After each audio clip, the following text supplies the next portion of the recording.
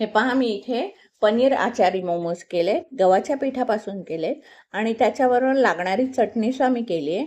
ते खाऊन दाखवते तुम्हाला. खूप सुंदर झालेत मोमोज, मस्त झालेत. कुक विथ कप्पीमध्ये तुमचं स्वागत आहे. आज मी इथे पनीर आचारी मोमोज केलेत. ते मोमोज आणि चटणी कशी केली आहे ते तुम्हाला दाखवते. हे बघा, मोमोजची चटणी करण्यासाठी मी इथे 3 ते 4 टोमॅटो घेतले. त्यानंतर काळी मिरी कुटून घेतली आहे, आलं लसूण आहे, चवीनुसार मीठ आहे, चवीनुसार साखर आणि 4 ते 5 लाल मिरच्या घेतल्या. मीठ, साखर आणि मिरी हे नंतर घालायचे आपल्याला. आलं, लसूण, टोमॅटो आणि मिरची हे मी सगळं शिजवून घेणार आहे. टोमॅटो शिजवण्यासाठी त्याचं मी देठ काढून घेते. देठ काढून घेऊन त्यामध्ये चिरा पाडून घेते टोमॅटोला.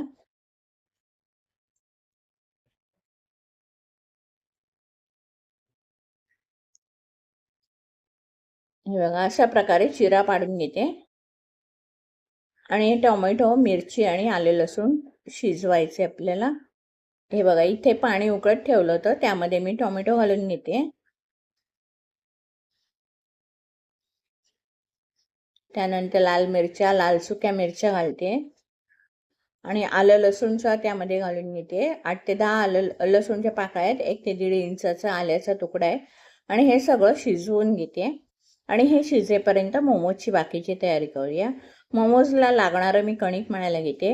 इथे मी गव्हाचं पीठ घेतलंय, 2 कप घेतलंय गव्हाचं पीठ.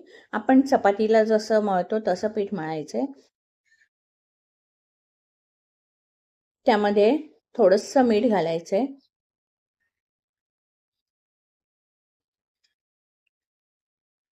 आणि मीठ घालून झाल्यानंतर 2 चमचे तेल घालायचे आणि छान असं पीठ मळून घेते.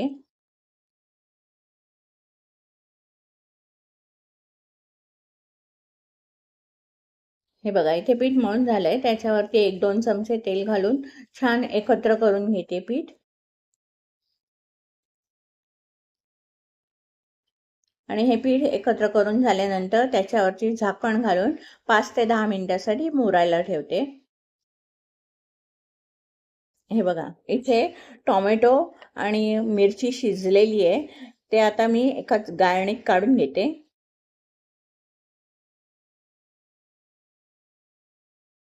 आपल्याला हे मिक्सरमधून काढायचं आहे, म्हणून थंड होईपर्यंत ठेवून द्यायचे. हे बघा, आता हे इथे थंड व्हायला मी ठेवून देते.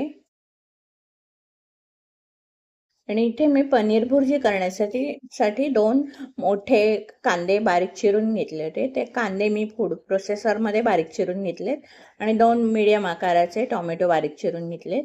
ते बाजूला ठेवून देते आणि पनीर किसून घेते आता.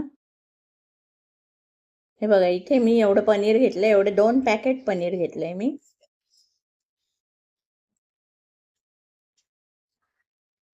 पनीर आपण हाताने सुद्धा कुस्करू शकतो, पण हाताने कुस्करल्यावर त्याच्यात थोडेसे ढेकळे राहतात आणि ते ढेकळे राहिले तर मोमोज फाटण्याची शक्यता असते, म्हणून किसूनच घ्यायचं पनीर.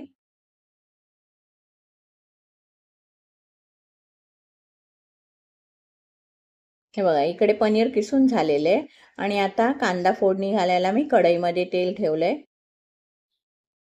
तेल तापलेलं आहे, त्याच्यामध्ये मी कांदा घालून घेते आणि छान परतवून घेते तेलामध्ये कांदा.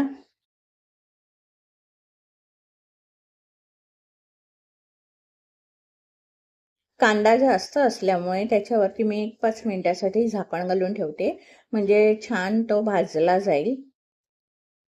हा बघा, कांदा गुलाबीसर रंगावर झालेला आहे. छान परतवून घेते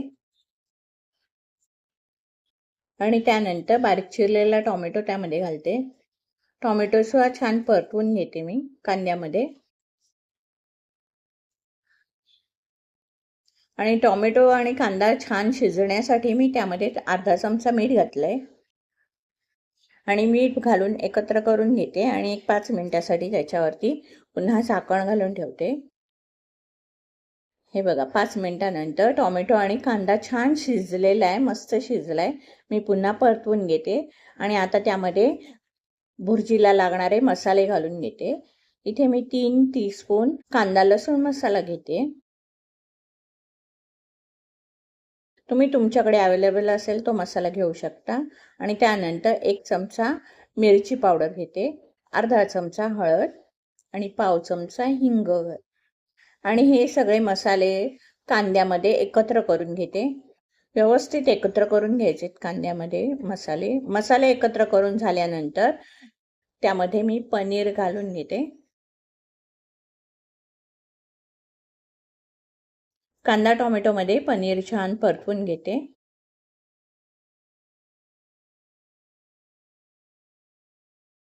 आणि पनीर परतवताच त्यामध्ये मीठ घालते. मीठ थोडंसं सांभाळून घालायचं. आपण टोमॅटोमध्ये मगाशी घातलेलं आहे त्या अंदाजाने मीठ घालायचं आहे. आणि आता एक 5 मिनिटासाठी पनीरला वाफ येण्यासाठी त्याच्यावरती पुन्हा झाकण घालून ठेवते. 5 मिनिटांनी झाकण उघडून बघूया. हे बघा, पनीरला सुंदर वाफ धरलेली आहे, छान वाफ धरली आहे.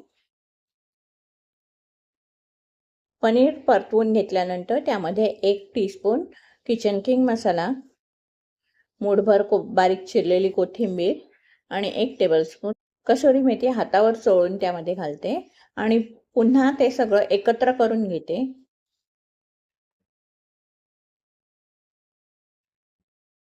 आणि कोथिंबीर आणि मेथीचा स्वाद त्या भुर्जीला लागला पाहिजे म्हणून 5 मिनिटासाठी झाकण घालून ठेवते त्याच्यावरती.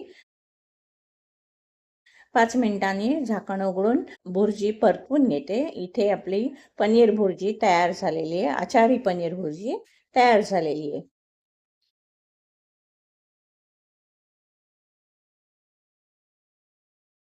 त्यानंतर हे बघा, इथे टोमॅटो मिरची वगैरे थंड झालेलं आहे. त्याची सालं मी काढून घेते टोमॅटोची.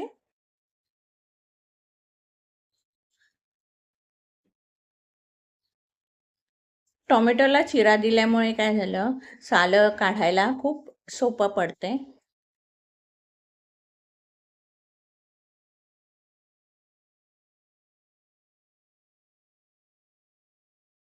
टोमॅटोची सालं इथे काढून झालेली आहे. मी आता सगळं हे साहित्य मिक्सरच्या भांड्यात घालून घेते आणि त्याची छान अशी पेस्ट करून घेते. ही बघा कशी छान पेस्ट झाली आहे तयार, मस्त झाली आहे. आता त्यामध्ये चवीनुसार मीठ घालते. 1 टीस्पून मिरी पावडर घालते आणि 1 टीस्पून साखर. आणि हे सगळं साहित्य घातल्यानंतर पुन्हा एकदा मिक्सरला लावून घ्यायचे एकत्र होण्यासाठी. सगळं साहित्य छान एकत्र झालेलं आहे. आपली मोमोजची चटणी तयार झाली आहे, मस्त झाली आहे. आता मी ही चटणी एका भांड्यात काढून घेते.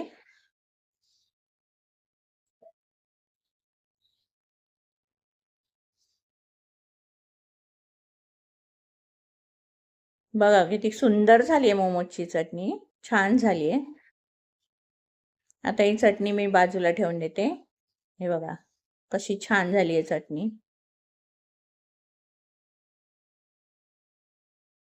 आणि इथे मी पनीर भुर्जी थंड करायला ठेवली होती ह्या भांड्यामध्ये. आता ही भुर्जी थंड झाली आहे. आता मोमोज करायला घेऊया. हे बघा, इथे गव्हाचं पीठ जे मळलं होतं ते छान मुरलंय. पीठ आता मी पुन्हा जरा तेल घालून मळून घेते म्हणजे मोमोज फाटणार नाही. हे बघा, इथे पीठ मस्त भिजलंय, छान झालंय पीठ. आता मी मोमोज करायला घेते. सुरुवातीला काय तर आपल्याला इथे एक चपाती करायला लागेल. साधी आपण चपाती करतो त्याच आकाराची चपाती करायची, तेवढीच जाड.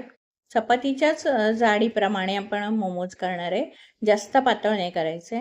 आणि इथे माझ्याकडे कुकर मधली रिंग होती, ती मी रिंग घेतली आकारासाठी. तुम्ही कुठली वाटी किंवा डब्याचं झाकण घेऊ शकता.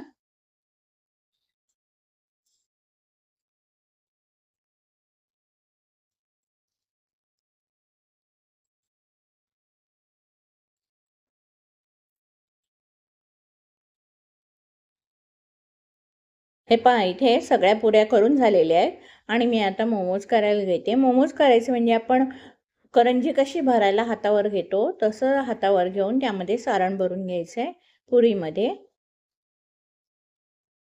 आणि असं मध्यभागी चिकटवून घ्यायची आहे. त्यानंतर अशा प्रकारे प्लेट्स पाडून घ्यायचे आहेत. एकदा या बाजूने एकदा त्या बाजूने दोन्ही बाजूनी अशा प्लेट्स पाडून घ्यायच्या आहेत आणि असा गोल आकार द्यायचा आहे. पहा झाले की नाही मोमोज तयार. मस्त झाले की नाही. काहीच कठीण नाही आहे मोमोज करायला. सुंदर आहेत, सोपे आहेत करायला. मी अजून एक दोन करून दाखवते तुम्हाला मोमोज. तुम्ही मोदक आपण करतो ना, मोदकाच्या आकाराचे जरी मोमोज केले तरी काही हरकत नाही. त्या आकाराचे सुद्धा असतात आणि वेगवेगळे सुद्धा आकार आहेत. त्यातल्या त्यात हा शेप करणं खूप सोपं आहे.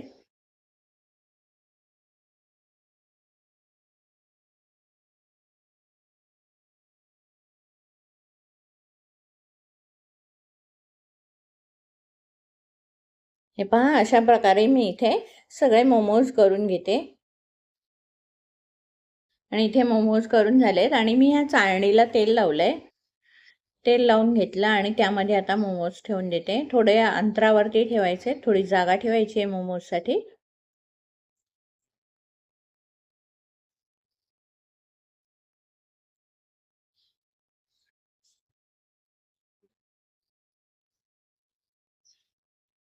हे बघा इथे मोमोज ठेवून झालेत.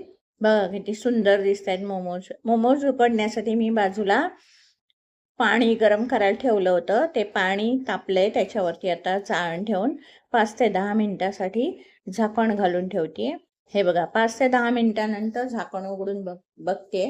त्याला हात लावून बघायचं. हाताला जर चिकटसं लागलं तर ते अजून शिजायचे. आता हे मोमोज शिजलेले आहेत. आता मी काढून घेते. एक दाखवते उचलून तुम्हाला मोमोज. हे बघा कसे छान शिजलेत की नाही. मस्त शिजलेत. आणि आता हे मोमोज मी मोमोजच्या चटणीबरोबर सर्व करते.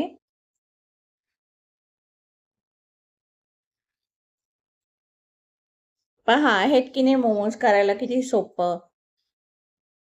कशी वाटली मग तुम्हाला पनीर आचारी मोमोजची रेसिपी? आवडली असेल तर लाईक करा, शेअर करा आणि माझ्या चॅनलला सबस्क्राईब करायला विसरू नका. धन्यवाद.